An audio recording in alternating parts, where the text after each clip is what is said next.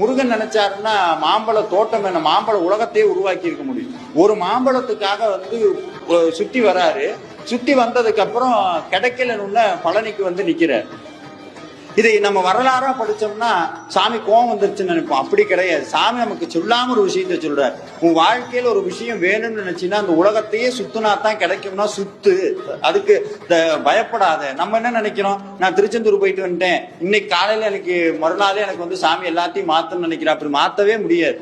எப்ப முருகன்ட்ட போறீங்களோ அப்பவே முருகன் நமக்கு போராடுற குணத்தை தான் கொடுப்பார். எப்ப போராடுற குணம் வரும், நமக்கு எதிராக சில விஷயங்கள் நடந்தாதான் போராட்டம் வரும். ஆனா உடனே நம்ம என்ன பண்ணுவோம், வாழ்க்கையே போராட்டமா இருக்கான்னு நினைப்போம். அப்படி கிடையாது.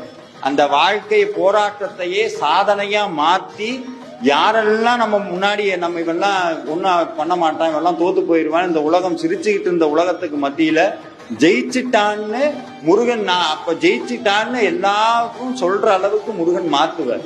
போராடுற குணமும் போராடுறதுக்கு உண்டான தைரியமும் ஒவ்வொரு தடவையும் விழுகும் போது சாமி உள்ளுக்குள்ள சொல்லார், உள்ளுக்குள்ள நான் இருக்கிறேன் அப்படின்னு. நீங்க நல்லா இந்த பக்தர்கள் எல்லாம் ஒரு அனுபவம் வந்திருக்கும். நம்ம சாமி நம்மளுக்கு இவ்வளவு சோதனை கொடுக்குறாரே முருகான்னு சொன்னா நம்மளுக்கு முன்னாடி யாமருக்கு பயமேன்னு வண்டியில போவார். அப்ப என்ன, உங்க கூட தாண்டா இருக்கேன், கவலைப்படாத. அப்ப நம்மளுக்கு என்ன வேணும், அசைக்க முடியாத நம்பிக்கை வேணும். அந்த நம்பிக்கை இருந்துருச்சுன்னா எப்பேற்பட்ட சவால்களும் எப்பேற்பட்ட சோதனைகளும் மழை மாறி வருதுன்னா பனி போல போயிடும். இது முருக பக்தர்களுக்கு உண்டான இயல்பு.